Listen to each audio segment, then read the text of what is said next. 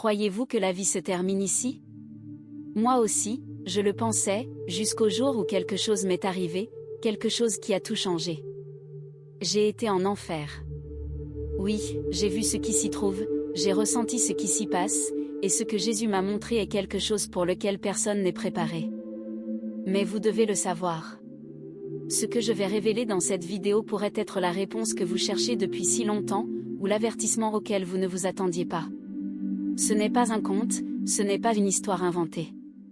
C'est réel, et cela peut transformer complètement votre vie et votre destinée.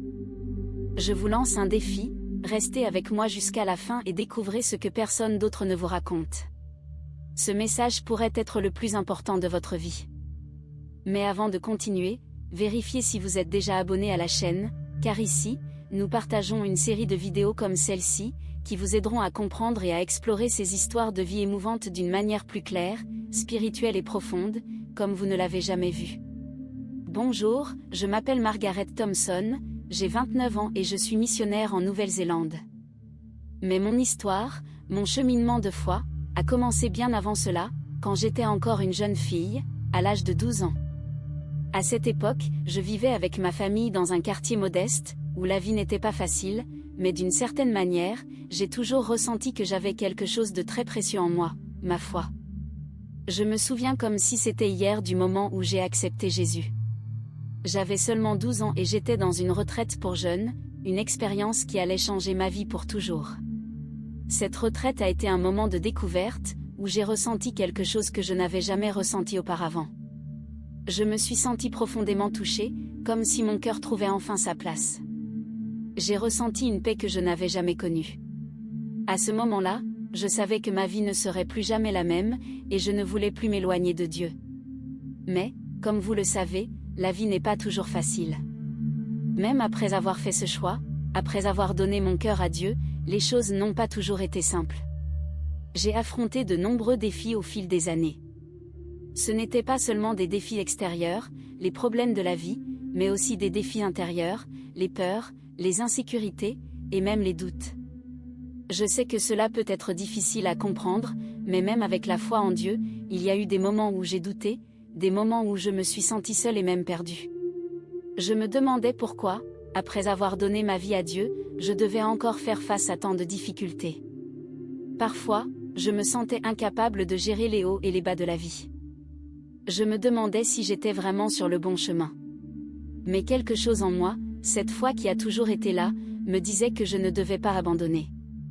Même dans les moments les plus difficiles, je me souvenais que Dieu était à mes côtés, même si je ne pouvais pas toujours le voir ou le ressentir clairement. Et c'est pendant l'un de ces moments de doute, quand je me sentais complètement épuisée et accablée, que quelque chose d'extraordinaire s'est produit. Quelque chose qui a complètement changé ma vie, quelque chose que Dieu a fait pour me montrer qu'il était toujours avec moi, même dans les moments les plus sombres. Je venais de rentrer à la maison après une journée épuisante au travail, à m'occuper d'enfants dans une école maternelle. J'étais si fatiguée que je pouvais à peine tenir ma tête droite. Mon mari était absent, en voyage missionnaire, et la maison était silencieuse. Je me suis allongée, j'ai pris un médicament pour soulager mon mal de tête, et j'ai essayé de me détendre. Mais alors que je tentais de me reposer, quelque chose d'étrange est arrivé. J'ai ressenti comme un courant électrique parcourir mon corps, quelque chose qui me tirait vers un endroit inconnu. C'était comme si le temps s'arrêtait et que l'atmosphère autour de moi devenait plus dense, plus lourde.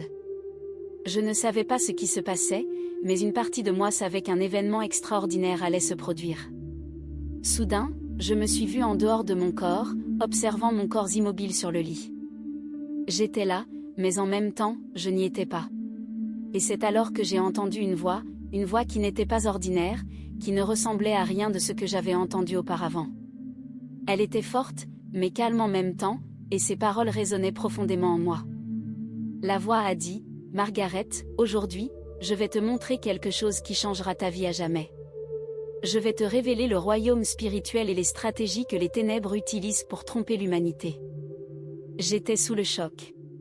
Mon cœur battait à tout rompre, et j'ai ressenti une peur que je n'avais jamais connue auparavant. Je voulais crier, je voulais revenir dans mon corps, mais il semblait qu'une force supérieure m'empêchait de bouger. Je savais que je ne pouvais pas fuir. Quelque chose de très important allait être révélé, et je devais être là pour le voir. Il est difficile d'expliquer ce que j'ai ressenti à ce moment-là, mais c'était comme si j'étais sur le point de tomber dans un abîme. La sensation d'être tiré vers un endroit inconnu, sans contrôle, mais avec la certitude que je devais continuer. L'obscurité a enveloppé tout ce qui m'entourait. La peur grandissait en moi, et je ne savais pas à quoi m'attendre. Mais alors, au milieu de cette obscurité, une lumière douce est apparue. Et au centre de cette lumière, j'ai vu quelqu'un. J'ai immédiatement su qui c'était. C'était lui, c'était Jésus. Il m'a regardé avec tant d'amour et de paix que toute mon anxiété a disparu à cet instant. Il m'a dit, « N'aie pas peur, Margaret. Je suis avec toi.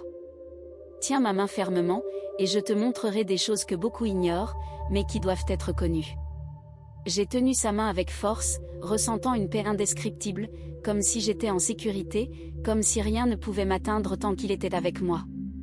Il m'a guidé sur un chemin inconnu, et chaque pas que nous faisions m'emmenait plus profondément dans une réalité que je n'aurais jamais pu imaginer. J'étais sur le point de voir des choses qui allaient complètement changer ma vision de la vie, du péché et de ce qui est en jeu dans la bataille spirituelle. Vision de l'enfer et conséquences du péché. Soudain, je me suis retrouvée dans un endroit qui n'était pas de ce monde. Un lieu d'obscurité dense, sans lumière, où l'air semblait lourd et oppressant. Je pouvais sentir une pression énorme autour de moi, quelque chose qui me consumait, m'écrasait. La peur a commencé à grandir en moi, une sensation de terreur si forte que j'ai cru que j'allais m'évanouir. Je ne savais pas où j'étais, mais je savais que ce lieu n'était pas bon. Ce n'était pas un endroit de paix. C'est alors que la vision a commencé à se former devant moi. J'ai vu des âmes, des milliers d'entre elles, toutes souffrant d'une manière indescriptible. Les sons qui émanaient d'elles étaient déchirants, des cris de douleur, de désespoir, de regret, mais en même temps, une souffrance sans fin. J'ai vu des personnes être consumées par des flammes, pas des flammes qui brûlaient leur corps physiquement, mais un feu qui semblait consumer leurs âmes.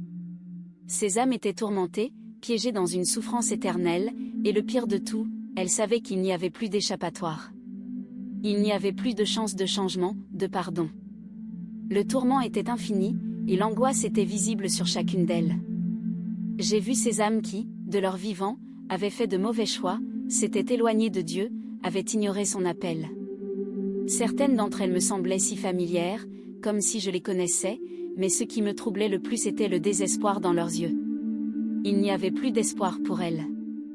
Elles étaient dans une prison éternelle, incapables de s'échapper. Ce qui m'a le plus marqué, c'est que ces âmes n'étaient pas seulement dans des tourments physiques, mais spirituels.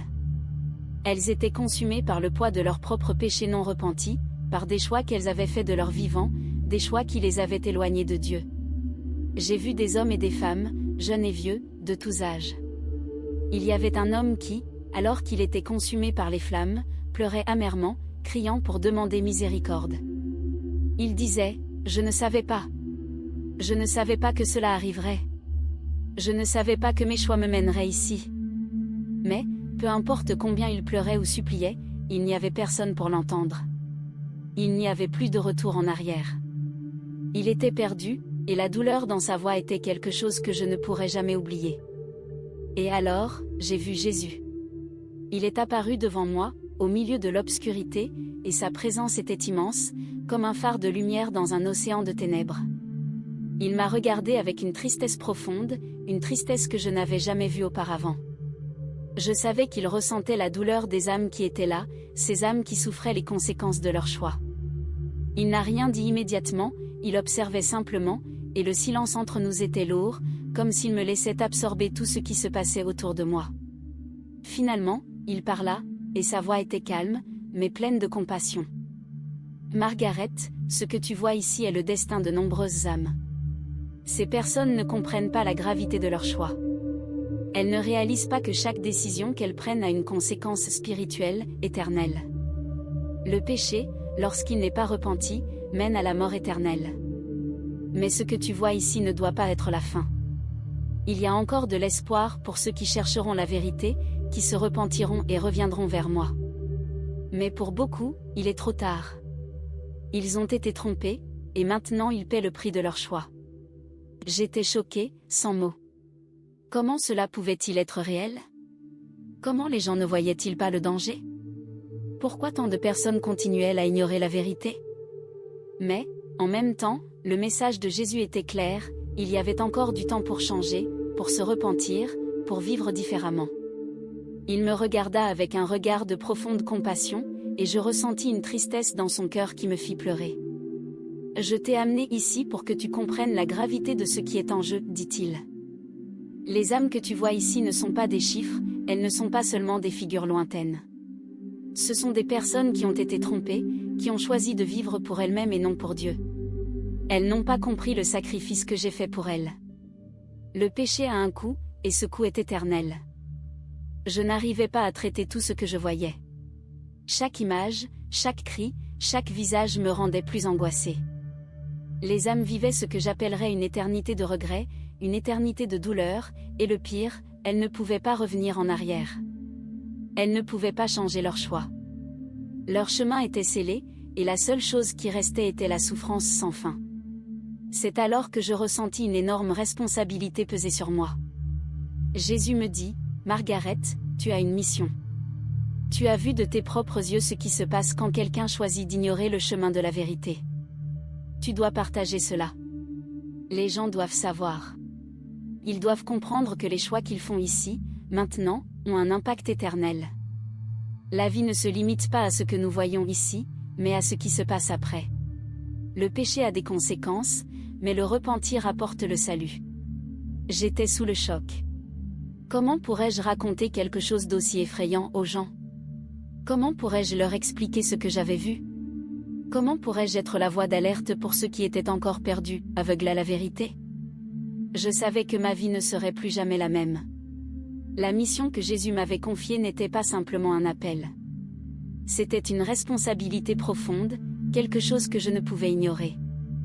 Je me souviens de chaque détail de ce moment comme si c'était hier, et cela me hante encore aujourd'hui. Quand Jésus me conduisit à voir plus profondément, au-delà de ce que j'avais déjà observé, ce qui se passa était encore plus perturbant. Je savais qu'il me montrait quelque chose que je ne pourrais jamais ignorer, quelque chose de vital pour ma mission, et, en même temps, quelque chose qui me défiait de changer ma propre vie de manière profonde. Cette nuit-là, après la vision de l'enfer, Jésus me conduisit dans une partie encore plus sombre de cet empire de tourments. Il ne me força pas, mais je savais qu'il voulait que je voie, que je comprenne les conséquences de choix que beaucoup préfèrent cacher sous le tapis. Il me conduisit lentement, presque comme si je marchais dans un couloir sombre, où les ombres s'étendaient, et une sensation d'étouffement m'envahissait. La peur était dans l'air, une tension si palpable que je pouvais presque la toucher. Et c'est là, dans cet endroit de ténèbres, que je vis quelque chose que je n'aurais jamais pu imaginer. Chaque zone de cet enfer semblait dédiée à un type spécifique de péché, et soudain, je me retrouvais dans un espace où la perversion et les péchés cachés se manifestaient d'une manière horrible.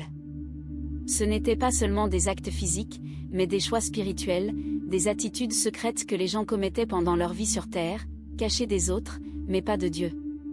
Je vis des âmes prisonnières, condamnées par la perversion, et ce qui me choqua le plus, c'est combien ces âmes étaient enfermées dans leurs propres péchés. Elles étaient prisonnières de leur choix, mais pas dans un sens physique, comme une chaîne ou une cellule. Non. Elles étaient prisonnières de leurs propres esprits, de leurs propres désirs, de leurs propres pensées impures et destructrices. Une sorte de brume sombre les enveloppait, et elles en étaient consumées. Elles se torturaient littéralement elles-mêmes, incapables de se libérer. La douleur n'était pas seulement physique, mais émotionnelle, spirituelle. Et le pire de tout, c'est qu'elles savaient qu'elles étaient responsables de leur chute. Je vis des personnes là-bas qui, dans la vie, s'étaient abandonnées à la perversion de manière que beaucoup préfèrent cacher ou ignorer. Pas seulement par des actions, mais aussi par des pensées jamais confrontées, des désirs secrets nourris en silence. Ces personnes étaient prisonnières dans un cycle éternel de regrets, mais sans la chance de se repentir. Il n'y avait plus d'opportunité pour demander pardon, plus de chance de restaurer ce qu'elles avaient détruit. La perversion, qui leur semblait inoffensive ou privée, était maintenant payée par une souffrance sans fin. Près d'elles, je remarquais d'autres âmes, encore plus désespérées. Elles étaient là pour quelque chose de plus profond, le péché caché, le péché que personne ne voit jamais, mais qui est bien gardé dans le cœur de chaque être humain. Le péché qui est maintenu dans l'ombre, caché même à nous-mêmes. Je vis des personnes qui, dans la vie, avaient caché leurs mensonges, leurs tromperies, leurs trahisons, leurs vices secrets. Ceux qui vivaient avec iniquité, avec une apathie spirituelle si profonde qu'ils ne pouvaient même plus ressentir la présence de Dieu dans leur vie. Ils étaient perdus, sans se rendre compte combien ils s'étaient éloignés de Dieu, car ils se cachaient derrière une façade, une apparence de droiture, mais à l'intérieur, ils étaient consumés par le péché non confessé. Ce qui me toucha le plus, c'est de voir comment l'apathie spirituelle se manifestait de manière si dévastatrice. Je vis des âmes là-bas parce que, dans la vie, elles n'avaient jamais pris la peine de faire face à leurs péchés. Elles pensaient qu'elles pouvaient simplement continuer, cachant ce qu'elles faisaient, ignorant les avertissements que Dieu leur avait donnés. Elles étaient là parce qu'elles avaient ignoré la voix de Dieu, pensant que tout allait bien, alors qu'en réalité, elles s'enfonçaient de plus en plus dans un abîme sans fin. Comme si elles marchaient sans voir qu'elles s'éloignaient de la lumière, jusqu'à ce qu'elles tombent enfin dans les ténèbres. Je vis un homme en particulier qui me marqua profondément. Il était là, dans un coin solitaire, son visage tordu de souffrance. Il me regarda avec des yeux vides, comme s'il était dans un état de désespoir total. C'était quelqu'un qui avait passé sa vie entière à masquer ses fautes, à cacher ses mensonges, nourrissant ses vices en secret. À l'extérieur, il semblait être un homme respectable, mais à l'intérieur, il était consumé par un péché profond qu'il n'avait jamais confessé, et par une apathie spirituelle qui l'empêchait de voir la gravité de sa situation. Il me regarda, d'une voix faible, dit « Je ne savais pas que j'étais perdu. Je pensais qu'il suffisait de cacher, qu'il suffisait de continuer, mais maintenant c'est trop tard. » Et moi, le cœur serré, je savais qu'il ne pourrait pas revenir. C'est là, dans cet endroit de douleur et de souffrance, que Jésus me parla, et ses paroles résonnèrent dans mon cœur d'une manière que je n'oublierai jamais. Margaret, le péché caché et l'apathie spirituelle sont des armes puissantes que l'ennemi utilise pour éloigner les gens de moi. Souvent, les gens ne comprennent pas la gravité de leur choix, car ils ne voient pas l'impact de ce qu'ils font. Mais chaque décision compte. Chaque pensée, chaque attitude, chaque mensonge non confessé, chaque désir impur, tout cela les éloigne de moi, et si cela n'est pas traité, cela mène à la condamnation. Je ressentis une tristesse profonde dans son regard, une tristesse qui reflétait l'amour de Dieu pour les âmes perdues, mais aussi la gravité de la situation. Il me dit, avec une fermeté qui trancha mon cœur, « Ne ignore pas le péché. Ne ignore pas les avertissements. Chaque personne a le pouvoir de choisir, mais les choix qu'elles font, ce qu'elles cachent, ce qu'elles nourrissent dans leur cœur, cela détermine leur avenir. La guerre spirituelle qui est en jeu est réelle, et les batailles se déroulent dans le cœur de chaque être humain. » Les paroles de Jésus me frappèrent avec une force dévastatrice. Je savais qu'il me montrait cela, non seulement pour moi, mais pour tout le monde. Ce que je voyais était un reflet de la réalité spirituelle que beaucoup de gens ne comprennent pas ou ignorent. La guerre spirituelle n'est pas quelque chose qui se passe là-bas, dans un endroit lointain. Elle commence dans le cœur de chacun de nous, dans nos choix, nos pensées, notre volonté de nous rapprocher de Dieu et de confronter le péché dans nos vies. Et le péché caché, le péché que nous choisissons de cacher, est l'une des plus grandes armes de l'ennemi. Je sais que ce que j'ai vu cette nuit-là n'est pas quelque chose que quiconque voudrait voir. Je sais que l'enfer, la douleur et la destruction sont des sujets difficiles à aborder, mais la vérité est que tout cela est réel. Le péché a un coût, et l'apathie spirituelle nous mène à un endroit de cécité spirituelle qui peut avoir des conséquences éternelles. Jésus m'a montré cela de manière douloureuse, mais il m'a aussi confié la mission de partager ce que j'ai vu, d'alerter ceux qui ont encore le temps de changer. Je ne sais pas comment vous vous sentez en ce moment, mais en écoutant cela, peut-être vous demandez-vous, est-ce que je vis selon ce que Dieu veut pour moi? Y a-t-il quelque chose dans mon cœur que je cache et que je dois confronter? La vérité, c'est que nous devons tous faire face à nos ombres, à nos faiblesses, et ne pas laisser le péché nous éloigner de la lumière de Dieu. Ainsi, ce que j'ai vu cette nuit-là m'a laissé une immense responsabilité, partager cette vérité. Car, tout comme ces âmes en enfer, il y a des gens qui vivent avec des péchés cachés, avec une apathie spirituelle, sans se rendre compte qu'ils s'éloignent de Dieu chaque jour. Mais, comme Jésus me l'a dit, il est encore temps. Il y a encore de l'espoir pour ceux qui se repentent et recherchent la vérité. Ce que vous choisissez aujourd'hui peut changer votre éternité. J'étais tellement absorbée par la vision qu'il semblait n'y avoir aucune fin. Jésus me guida sur un chemin encore plus sombre, mais en même temps, avec un but clair, montrer la véritable nature de choses qui, dans la vie quotidienne, semblent inoffensives. Il me demanda de regarder plus profondément, de voir au-delà de la surface, là où les distractions du monde semblent si attirantes, mais qui, en réalité, nous éloignent de Dieu. Nous étions dans un type de paysage qui, au début, semblait familier. C'était comme une rue animée, pleine de lumière clignotante, de gens allant et venant vers des magasins et des cinémas, et des sons de musique et de rire remplissant l'air. Mais, à mesure que Jésus me guidait, les couleurs commencèrent à se déformer. Les lumières qui semblaient si brillantes et joyeuses commencèrent à perdre leur éclat, et le son des rires devint une sorte d'écho lointain, comme si les personnes là-bas ne savaient pas vraiment ce qu'elles faisaient, comme si elles étaient dans une sorte de transe. Je vis alors, clairement, quelque chose qui me choqua profondément. Le divertissement, tout ce que nous trouvons inoffensif, amusant et même essentiel était, en réalité, un grand outil des ténèbres. Je me souviens d'une femme qui passait dans la rue, un sourire sur le visage, tenant un téléphone portable dans les mains. Elle riait toute seule, mais, en la regardant avec les yeux de Jésus, je perçus qu'il y avait quelque chose de sinistre derrière son amusement. Elle était consumée par un contenu qui ne l'édifiait pas. Ce qui semblait être une distraction innocente était, en réalité, un piège, une façon de l'éloigner de ce qui importait vraiment. Je pouvais voir que cette distraction la tenait loin de la réflexion, de sa vraie mission, de la paix et de la présence de Dieu. Je regardais de plus près et commençais à comprendre, le divertissement, les films, les réseaux sociaux, les jeux, la musique, tous étaient, d'une manière ou d'une autre, utilisés pour créer un rideau de fumée. Je vis comment l'ennemi utilisait ces distractions pour modeler les esprits, pour détourner l'attention des gens des véritables questions spirituelles. Les gens étaient tellement immergés dans leurs écrans, tellement absorbés par la recherche du divertissement, qu'ils ne percevaient pas ce qui se passait autour d'eux. Ils ne voyaient pas le vide qui était semé en eux. Je vis des hommes et des femmes qui, au lieu d'être en communion avec Dieu, perdaient des heures et des heures de leur vie devant un appareil, regardant des programmes qui ne nourrissaient que leur chair et leurs désirs égoïstes. Je vis des familles entières s'éloigner les unes des autres, passant plus de temps à regarder des émissions de télévision qu'à converser, plus de temps avec leur téléphone qu'avec leurs propres enfants. Le divertissement, qui devrait être un moment de repos ou de plaisir, devenait un substitut à la relation avec Dieu, pire encore, avec les personnes qu'elles aimaient. Jésus me montra que ce n'était pas accidentel. Ce n'était pas juste une question de préférence personnelle ou de choix de loisirs, mais une stratégie des ténèbres. Quelque chose d'aussi simple qu'un programme télévisé apparemment inoffensif ou un réseau social censé connecter les gens, les éloigner en réalité de la réalité spirituelle. Il me fit comprendre que l'illusion résidait dans la manière dont ces choses nous font croire que nous avons le contrôle, que nous sommes libres, alors qu'en réalité, nous sommes emportés par un courant invisible, sans nous en rendre compte. Je vis comment ces distractions consommaient les précieux moments des gens.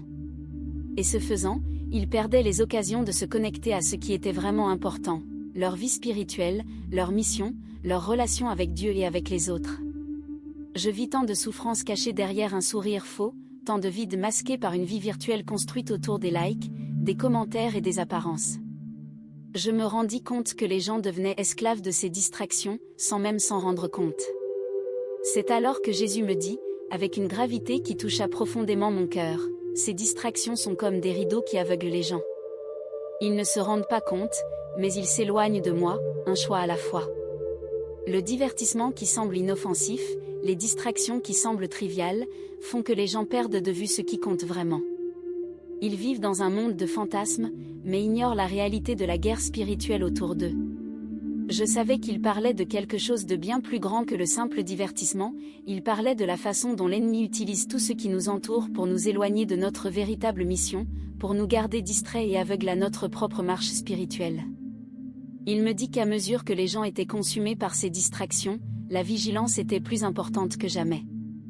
Nous devions être attentifs aux choix que nous faisons chaque jour, car chacun d'eux a le pouvoir de nous rapprocher ou de nous éloigner de Dieu. Je vis l'importance d'être vigilant dans la vie quotidienne. Ce n'est pas seulement ce que nous faisons dans les moments de crise ou dans les périodes difficiles qui définit notre vie spirituelle, mais aussi les petites décisions quotidiennes. Ce que nous regardons, ce que nous lisons, ce que nous consommons pendant notre temps libre. Tout cela affecte directement notre esprit et notre cœur. L'ennemi le sait, et c'est pourquoi il essaie de nous enfermer dans ces cycles de distraction, en nous faisant croire que tout va bien alors que nous nous éloignons de Dieu. Je sortis de cette vision avec un sentiment profond d'urgence. Ce n'était plus seulement à propos de moi. Ce n'était pas seulement à propos de combien je me rapprochais de Dieu, mais de combien tous ceux autour de moi étaient trompés et distraits. Combien d'entre nous sommes tellement impliqués dans des choses qui, à première vue, semblent inoffensives, mais qui nous éloignent de notre véritable mission? Combien sont consumés par des distractions qui nous aveuglent à la réalité spirituelle qui est si urgente? Et ce qui m'a le plus touché, c'est de voir Jésus, regardant ce scénario avec tristesse, mais aussi avec espoir. Il savait qu'avec vigilance, tout le monde pourrait retrouver le chemin. Il ne m'a pas montré cette vision pour me terrifier, mais pour me prévenir, sois attentive. Les distractions sont l'une des plus grandes stratégies de l'ennemi. Ne te laisse pas tromper. Choisis ce qui est éternel, choisis ce qui a de la valeur. Ne vis pas dans un monde d'illusions. Et avec ces paroles, Jésus me laissa avec un sentiment profond de responsabilité. Je savais que mon travail n'était pas seulement de vivre ma foi, mais aussi d'avertir les autres, de partager cette vérité, que les petites décisions du quotidien, les distractions apparemment inoffensives, peuvent nous éloigner de la seule chose qui compte vraiment. Et, en même temps, il me montra qu'en dépit de toutes ces distractions, il y avait une opportunité de réconciliation, de retour, de vigilance et de transformation. Qu'avez-vous choisi? Qu'est-ce qui a consommé votre temps et votre attention? Je vous pose cette question non pas pour accuser, mais pour réfléchir ensemble. Le divertissement, les distractions, peuvent être des outils puissants non seulement pour le bien, mais aussi pour le mal, si nous ne faisons pas attention. Lorsque Jésus m'a montré la vision suivante, je ne savais pas à quoi m'attendre. Je venais de voir comment les distractions du divertissement et de la vie moderne aveuglaient les gens. Mais maintenant, il était sur le point de me révéler quelque chose d'encore plus profond, plus perturbant. Il m'a dit d'une voix pleine d'autorité, mais aussi de tristesse, l'ennemi travaille à une échelle plus grande que ce que tu imagines. Ce ne sont pas seulement les distractions individuelles, mais des systèmes entiers sont utilisés pour éloigner l'humanité de moi. C'est alors que je me suis retrouvée dans un endroit qui semblait être une salle de contrôle gigantesque. Il y avait des panneaux remplis de boutons et des écrans montrant des personnes venant de toutes les régions du monde. C'était comme si je regardais les structures invisibles qui contrôlaient la société. Des hommes et des femmes en tenue formelle discutaient de stratégies, prenant des décisions qui, en surface, semblaient bonnes, mais qui en réalité avaient un objectif sombre. Ils parlaient de progrès technologique, des unités mondiales, mais en écoutant avec les oreilles spirituelles que Jésus m'avait données, j'ai réalisé que ces mots n'étaient que des masques. Jésus a pointé ces personnes et a dit, beaucoup de ces leaders ne savent pas qu'ils sont utilisés. Ils croient qu'ils font le bien, mais ils sont guidés par des forces des ténèbres. J'ai vu comment des lois étaient créées pour affaiblir les valeurs familiales. J'ai vu des systèmes éducatifs manipulés pour enseigner aux enfants des idées qui les éloignaient de Dieu dès leur plus jeune âge. J'ai vu comment les médias étaient utilisés pour façonner la façon dont les gens pensaient, non pas avec liberté, mais avec une programmation subtile qui les faisait accepter des valeurs déformées comme si elles étaient normales. C'était comme si un réseau invisible se tissait autour du monde, un réseau qui emprisonnait les cœurs et les esprits. Ce qui m'a le plus frappé a été de réaliser à quel point cette manipulation était astucieuse. Ce n'était pas quelque chose d'évident, quelque chose que les gens pouvaient facilement identifier. C'était silencieux, presque imperceptible. Cela semblait être du progrès, cela semblait être de l'avancement, mais tout cela était utilisé pour éloigner les gens de Dieu. J'ai vu des réunions secrètes où les leaders discutaient de la manière dont ils pourraient affaiblir la foi des gens. Ils parlaient de créer des divisions, d'utiliser les médias pour promouvoir la peur et la confusion, de remplacer les valeurs spirituelles par une quête incessante de pouvoir, d'argent et de plaisir. Jésus m'a montré comment ces systèmes mondiaux étaient connectés. Ce n'était pas seulement une question de gouvernement, mais aussi de corporations, d'institutions financières, d'organisations qui prétendaient vouloir aider, mais qui, en réalité, contribuaient à un plan plus vaste, celui de construire un nouvel ordre mondial où Dieu n'aurait pas sa place. J'ai vu des familles se détruire non seulement à cause de la violence ou du divorce, mais à cause de la culture de l'individualisme et de l'égoïsme qui était promue. J'ai vu comment les gens étaient amenés à croire qu'ils n'avaient pas besoin de Dieu, qu'ils pouvaient construire leur propre vie avec leur propre force, que la foi était quelque chose de démodé. J'ai vu comment les leaders promouvaient une idée d'unité mondiale, mais cette unité n'était pas fondée sur l'amour ou la compassion. C'était une unité construite autour du contrôle, de la peur et de la soumission. Jésus m'a amené à voir quelque chose d'encore plus effrayant. Il m'a montré le plan final derrière tout cela, préparer le monde à l'arrivée de quelque chose de beaucoup plus grand, quelque chose qui est encore à venir. Il m'a dit, ces systèmes sont utilisés pour préparer le chemin au gouvernement des ténèbres, un gouvernement qui se mettra contre moi de toutes les manières possibles. J'ai vu comment les gens étaient conditionnés à accepter cela. J'ai vu comment la foi était attaquée constamment, comment les églises étaient réduites au silence, comment les chrétiens étaient ridiculisés et marginalisés. Et j'ai vu comment la peur était utilisée comme une arme puissante. Peur d'être rejeté, peur de perdre sa sécurité financière, peur de remettre en question ce qui semblait être normal. Alors que je regardais tout cela, mon cœur était lourd. Il était difficile de croire qu'une chose aussi grande et aussi sombre pouvait se produire sans que la majorité des gens ne s'en rendent compte. Mais Jésus a posé sa main sur mon épaule et a dit, « Je suis encore là. Je suis toujours la lumière qui brille dans les ténèbres. Et même si le monde est manipulé, ceux qui me cherchent, ceux qui demeurent fidèles, seront protégés. » En regardant cette salle de contrôle, où des leaders discutaient de stratégies pour manipuler l'humanité, j'ai réalisé que ma mission n'était pas seulement d'alerter, mais aussi d'apporter de l'espoir. Car, même face à tant de tromperies, Jésus montrait qu'il y avait encore une issue, qu'il y avait encore une chance de résister. Alors je vous pose cette question, vous qui m'écoutez maintenant, êtes-vous capable de percevoir les tromperies autour de vous? Pouvez-vous voir comment le monde essaie de façonner vos croyances, vos choix, votre foi? Ne vous laissez pas emporter par ce qui semble bon, mais qui, en réalité, vous éloigne de Dieu. Soyez vigilants. Remettez en question ce que vous voyez, ce que vous entendez, ce en quoi vous croyez. Car au milieu de tout cela, Jésus vous appelle à être lumière, à être résistance, à être un témoin de la vérité. Alors que j'essayais encore de traiter tout ce que Jésus m'avait montré sur les tromperies mondiales et la manipulation spirituelle, il m'a emmené dans un lieu de profonde réflexion. C'était comme si nous étions dans un champ de bataille invisible. Il n'y avait pas d'armes physiques, mais l'atmosphère était celle de la guerre. Jésus m'a regardé avec une intensité qui a fait battre mon cœur plus fort. Sa voix était ferme, mais pleine d'amour, et il a dit, « Margaret, il est temps de réveiller mon peuple.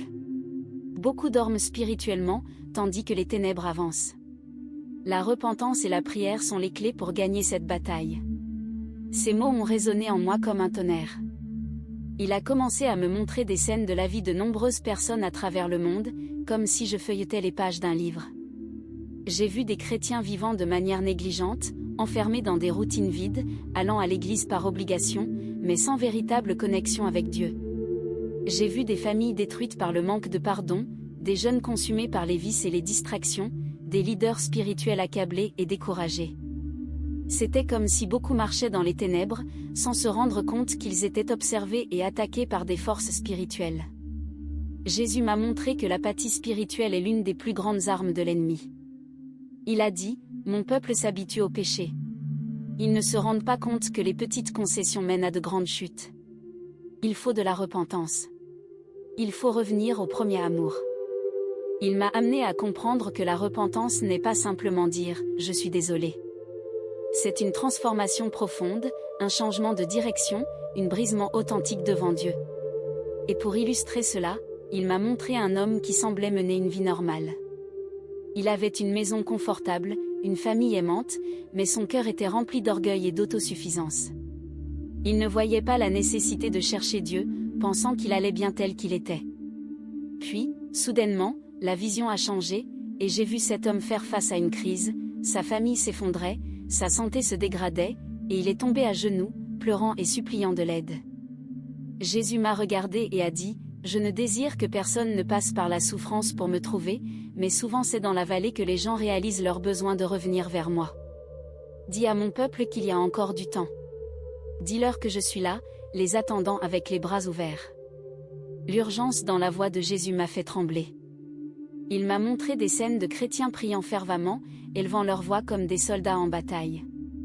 Leurs prières montaient comme de l'encens vers le ciel, et j'ai vu des anges être envoyés en réponse à ces prières. C'était une vision puissante, mais en même temps, il m'a montré des chrétiens distraits, qui ne priaient pas, qui étaient spirituellement endormis. Ils ne se rendaient pas compte qu'en restant inactifs, ils laissaient des brèches pour l'ennemi. Jésus a continué, la lutte n'est pas contre la chair et le sang. C'est contre les principautés et les autorités, contre les forces spirituelles du mal. Mais beaucoup ne sont pas préparés. Ils ne portent pas l'armure que je leur ai donnée.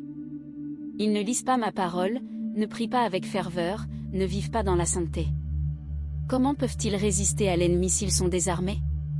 Ces paroles m'ont frappé comme une épée. C'était maintenant si clair pour moi. Il ne s'agissait pas seulement d'éviter le péché, mais d'être constamment connecté à Dieu, de vivre une vie où chaque choix, chaque pensée, chaque parole reflétait l'amour et la sainteté de Jésus. Il m'a montré que la sainteté n'est pas un fardeau, mais un privilège, une manière de marcher dans la lumière au milieu des ténèbres. J'ai vu des scènes de personnes qui se battaient spirituellement, qui étaient tombées, mais qui, en se repentant et en revenant chercher Dieu, ont été restaurées. J'ai vu comment la repentance apporte la guérison, comment elle brise les chaînes, comment elle rallume la flamme de la foi. Jésus m'a montré que le véritable pouvoir de la repentance réside dans le fait de reconnaître que nous ne pouvons rien faire par nous-mêmes, mais que par sa grâce, nous pouvons être transformés. Il m'a demandé de souligner l'importance de la prière. Il a dit, la prière n'est pas seulement demander des choses. C'est la communion. C'est la façon d'aligner ton cœur avec le mien. C'est là que tu trouves la force, la direction et la paix. Dis à mon peuple de prier comme jamais auparavant. Le temps est court, et la bataille est réelle. Alors que Jésus parlait, je ressentais un mélange d'urgence et d'espoir. Il appelait chacun de nous à nous réveiller, à lutter contre le sommeil spirituel, à nous lever comme des guerriers de la lumière. Il ne veut que personne ne se perde, mais il a aussi clairement fait comprendre que la décision nous appartient. Nous devons choisir de nous repentir, de prier et de vivre dans la sainteté. Nous devons choisir de nous aligner avec lui, même lorsque le monde tente de nous éloigner. Et maintenant, je vous pose la question, où en êtes-vous dans cette bataille? Êtes-vous éveillé, vigilant, armé de la parole et de la prière? Ou êtes-vous endormi, laissant l'apathie spirituelle prendre le dessus? Jésus vous appelle aujourd'hui. Il vous demande de vous repentir, de revenir à votre premier amour, de vous préparer pour ce qui est à venir. Eh bien, nous arrivons à la fin de cette histoire, mais avant cela, j'ai remarqué que vous n'avez pas encore aimé cette vidéo. C'est très important pour que YouTube continue de promouvoir nos contenus, et ainsi nous pourrons continuer à vous alerter et à vous bénir. Alors, laissez un like sur cette vidéo, c'est gratuit, merci. Continuons. Après tout ce que j'ai vu, ressenti et vécu dans cette expérience si intense, je savais que ma vie ne serait plus jamais la même. Ce n'était pas une question de choix, c'était comme si un poids sacré avait été posé sur mes épaules, mais non pas dans le sens d'un fardeau, mais d'une responsabilité. Je savais que j'avais été appelé à quelque chose de plus grand, quelque chose que je ne pouvais pas ignorer. Quand Jésus m'a regardé pour la dernière fois dans cette vision, son regard était ferme, mais plein d'espoir. Il m'a dit, « Margaret, je t'ai montré ces choses parce que je crois que tu parleras. » Beaucoup ont besoin d'entendre. Beaucoup sont perdus et ne savent pas qu'ils sont sur le mauvais chemin. Tu seras la voix qui les réveillera.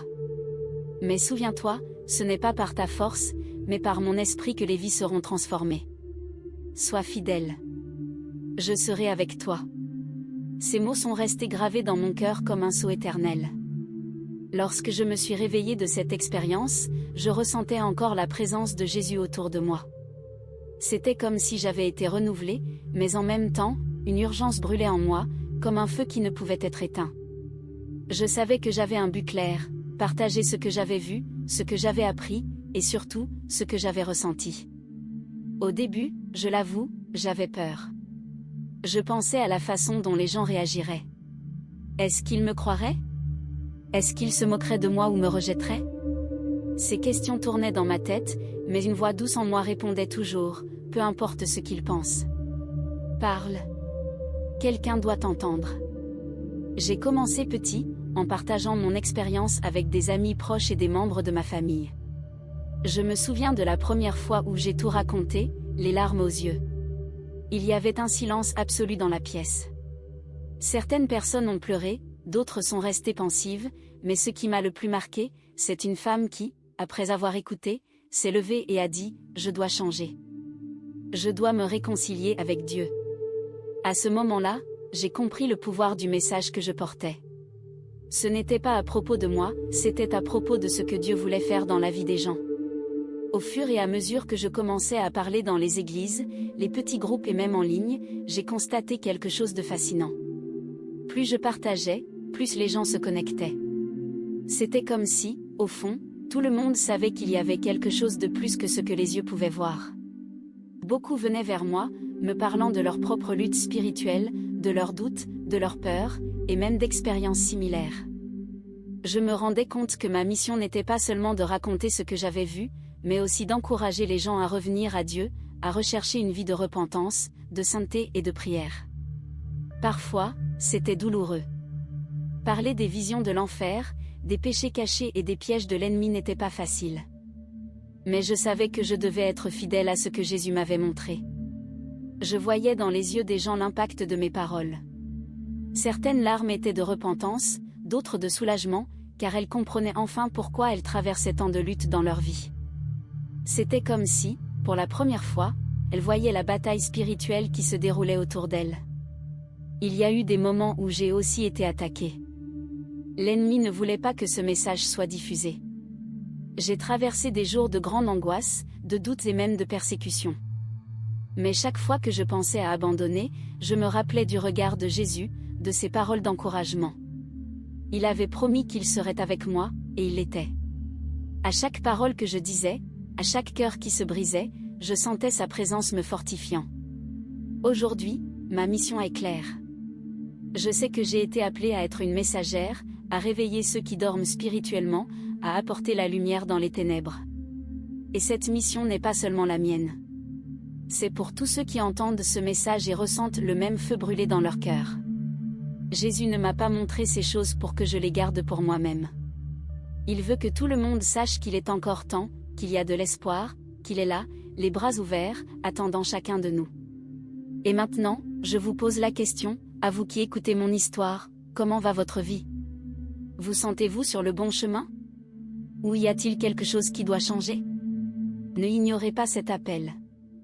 N'attendez pas demain pour vous réconcilier avec Dieu, pour rechercher une vie de prière, pour vous éloigner de ce qui vous sépare de lui. Jésus vous appelle aujourd'hui, maintenant même.